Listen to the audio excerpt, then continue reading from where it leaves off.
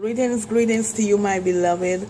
As usual, it is always a pleasure to come in the presence of God, to teach from His Word, to exhort, and to have a wonderful time in His presence.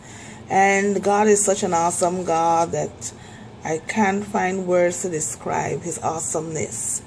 But He is so amazing. And today, my video will be entitled, Who is the real adversaries in your life?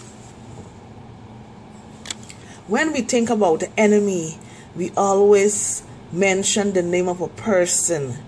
We either say, John did me that, Mary did me that, or it's my boss, or it's my cousin, or it's some person we always name as the enemy. But in fact, the Bible tells us that our enemy is not a person, is not flesh and blood, but our enemy is a spiritual enemy. So we're up against spiritual forces and not physical forces. For the Bible clearly states in Ephesians chapter 6 verse 12, For we wrestle not against flesh and blood, but against principalities, against powers, against the rulers of the darkness of this world, against spiritual wickedness in high places. So my beloved, let me break this down for you so that you can understand what the Bible is saying here in this Ephesians chapter 6. Now we know that the word to wrestle means to take part in a fight where there are two persons. One opponent tries to throw the other one down, to force him to the ground, to cause him to become off balance, so that he will have the victory or gain the victory over him. So the victor is the one who keeps his opponent down or suppresses his opponent to the ground. So the Bible is saying here to us that we are wrestling not against flesh and blood. And flesh and blood here is speaking about the sinful or the carnal man.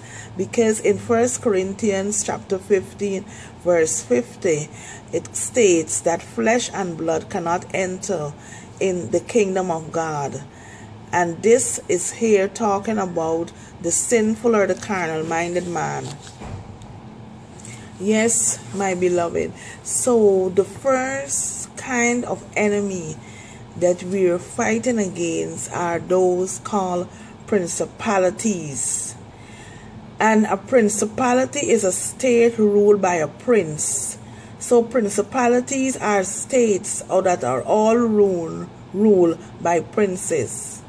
So we find here that this is a master demon or a master evil spirit, which is a principality that we're fighting against. There are evil principalities ruling over regions, territories, states, who are manipulating the affairs and the minds of the people in those places. So when a child of God entered those regions, territories, states, and provinces, they are under attack by the evil principalities who are working through men or women to make every effort to hoard them, to destroy them and remove that person, because they see that they are a threat to their smooth operations. A good example of a principality at work could be found in Daniel chapter 10. In Daniel chapter 10, Daniel received a revelation from God concerning Persia. And this revelation was so shocking that he needed some more clarification concerning it. So because Daniel needed some clarification as pertaining unto this dream, so Daniel went into prayers and fasting and mourned 24 days, seeking an answer from God as pertaining to the revelation that he got. he was seeking more clarification from God. And after 24 days, he did not get any answer from God. So he was kind of disturbed, wanting to know how come God was not answering his prayers. So on the 24th day of this month, when he was sitting by the side of the river Kidikel, he saw a vision of an angel.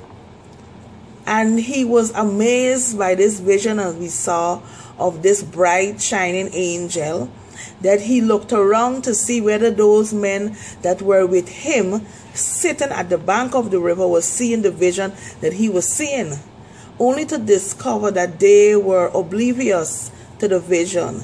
So the angel began to speak to him and told him that since the first day that he prayed to God, God heard his prayer and he dispatched him.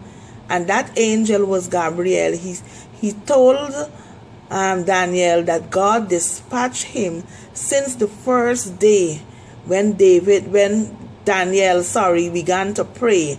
God had dispatched him, angel Gabriel, to come with the answer to Daniel so that he could understand the interpretation of the dreams that he was having.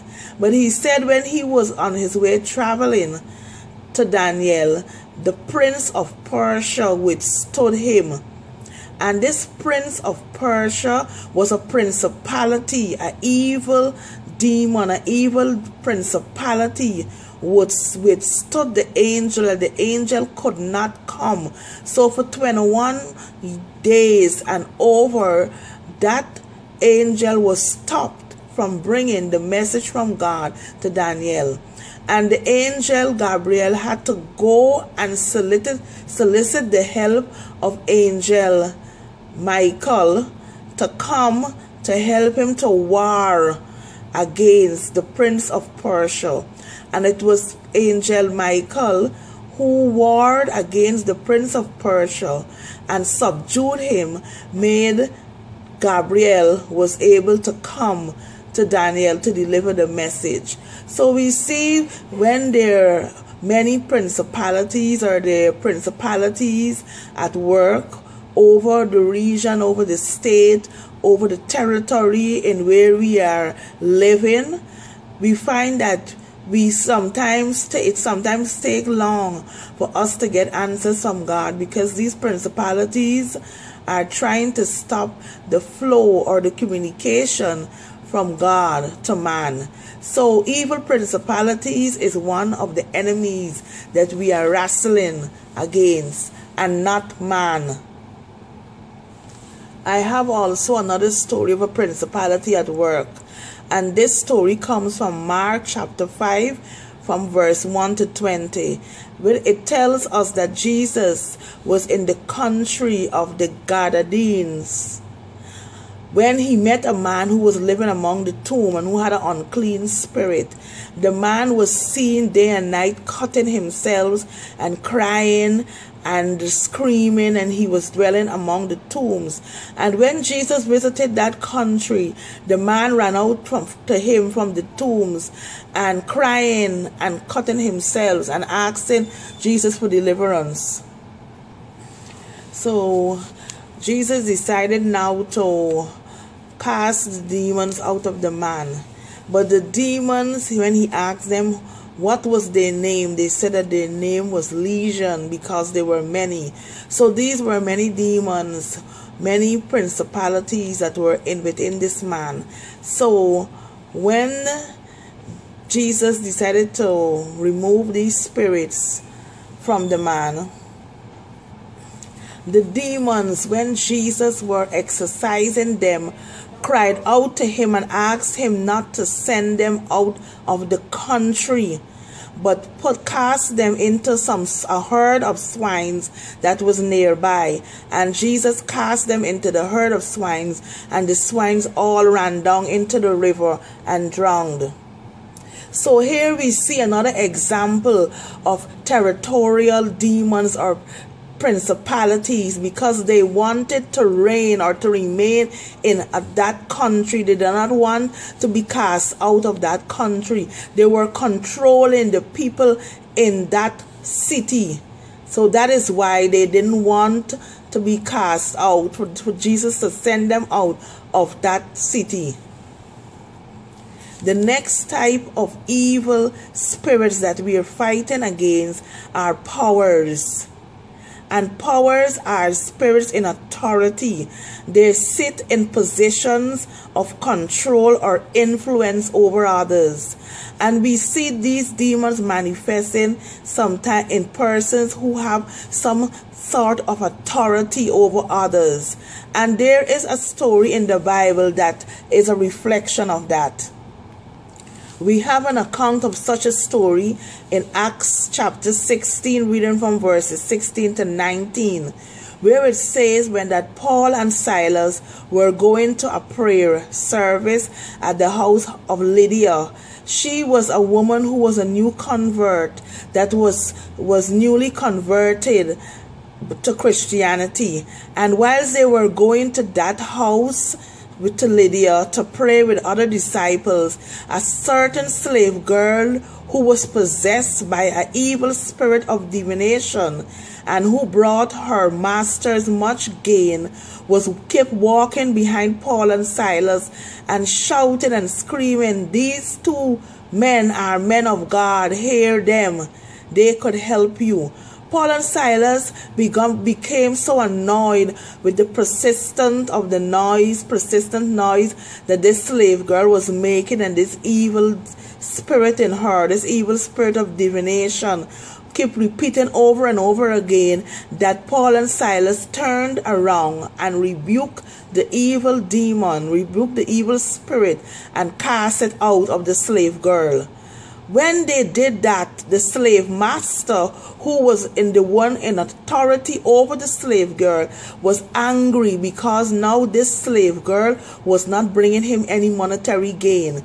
Because when the slave girl went around doing her divination and she collect money as a result of practicing this divination by the power of an evil spirit, all the money that she worked for in this practice, the slave master took for himself. So because now it happened so that that spirit was no longer working in the slave girl, so she was no longer profitable to the slave master. So the slave master was very, very angry, because the slave master was lustful for money and gain. So because he was lustful for money and gain, he was using the powers to attract this money by working an evil spirit or an evil power.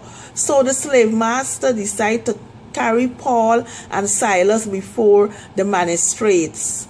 And the people who were in the district or in the province also bring false accusations against Paul and Silas. The slave master said to the magistrate that Paul and Silas were practicing custom that was against the authorities, and this was not so, because it had nothing to do with any practice concerning the authorities. So we see here that evil powers was at work in those that were at the level of authority, because the magistrate decided on the witness of the evil slave master and the others who congregated against Paul and Silas. The magistrates decided to throw them into prison. So we see when evil powers are at work in the minds or in the hearts of those that are in positions of authority, no righteousness prevail, no justice prevail to the people who are under their authority. So this is another power that we're fighting against, evil powers which dwell in men and women and persons who are in authority. Another evil force that we're working against is rulers of the darkness of the world. These are rulers of evil, corruption, and all the evil and corruption in this world. And we know that the first primarily one who is a ruler of darkness is Satan himself. Because we know in the story when he was cast down on the earth because he tried to rebel against God and the things of God. So he is the chief ruler of the dark realm, or the ruler of the evil deeds or the evil realms in the universe. So we find that we have Satan, and then he has all his workers with him, his servant demons, his minions, who work also with him. And we find that these rulers of the darkness of the world especially are found in people who 2 Corinthians chapter 4 talks about. It said, in whom the God of this world has blinded the minds of them which believe not, lest the light of the glorious gospel of Christ, who is the image of God, shall shine unto them. So because the people do not believe in God, do not believe in the power of the Almighty Creator of the universe, they are blinded by the rulers of the darkness. They are blinded by these rulers and evil corruption people. They're blinded by their minds are blinded, or their minds are influenced by all the corruption that is going on and the corruptive people. These persons are also having a reprobate mind. So it is easy for the rulers of the darkness of this world, this power to rule over them. So we find in this instant that Satan is the major influence on the ideals, opinion, goal, hopes, and views of a majority of people living in the world today. So there is another power that the Bible here is talking about. And it talks about against spiritual wickedness in high places. So we are up against spiritual wickedness or spiritual activity going on in high places. And in high places, in this case, talking about levels of intelligence. So these powers, these evil beings, or these evil spirits, they are not of little intelligence. They are not stupid. They are high intelligent demons, because since the foundation of the world, since the fall of Satan, they were acting, they were performing, they were monitoring men. They were looking to see where we had weaknesses so that they could prey on these weaknesses. They were looking at all the lusts that we have so that they could prey on the lusts. And they were looking at all the men who were working in certain positions of authority, who were transgressors, who were committing atrocities, who were doing evil deeds. So they were monitoring all the activities of man, so they know when to strike, how to strike, where to strike, who to strike at, what region, what territory, what families to invade. They know everything because they were there of high intelligence. They have been monitoring us for a long time. So any crevice or any opening we give to the evil power, they will be able to creep in. This spiritual wickedness is in such high places that the evil powers are also working through the medium. They're working through the film industry, the music industry.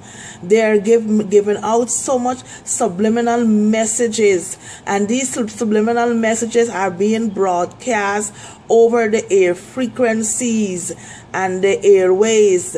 And these messages or signals are designed to pass the normal limits of perception in man. You know, so man cannot even perceive most times when these evil powers of high intelligence are at work.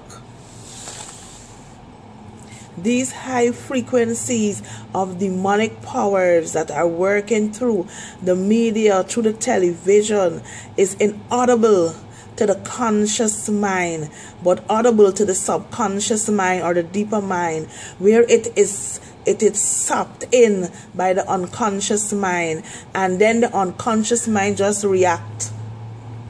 And because the subconscious mind is a reactive mind, it only reacts, or it only manifests in our lives, world and affairs, spontaneously. It gives us that feeling or that desire to do many things, that is may not be right in the sight of God. So a person listening to the media, a person over the airways or the radio frequencies, a person looking at the television, or listening to music, ungodly music, is totally unaware that there are signals that are entering his or her subconscious mind, only to be reacted upon by the individual. So we find after a time that the individual becomes having strange behaviors, they get strange emotions, desires, and ungodly practices. They start to demonstrate these ungodly practices, and they start looking at lawlessness and perversion, things like pornography and all these kind of blue films and all these things that is not teaching them or showing them anything pertaining unto righteousness, because of the fact that the subliminal powers or messages that is behind these energy frequencies in the television, in the media and such, it started to work or manifest in their lives because they enter in to the subconscious mind.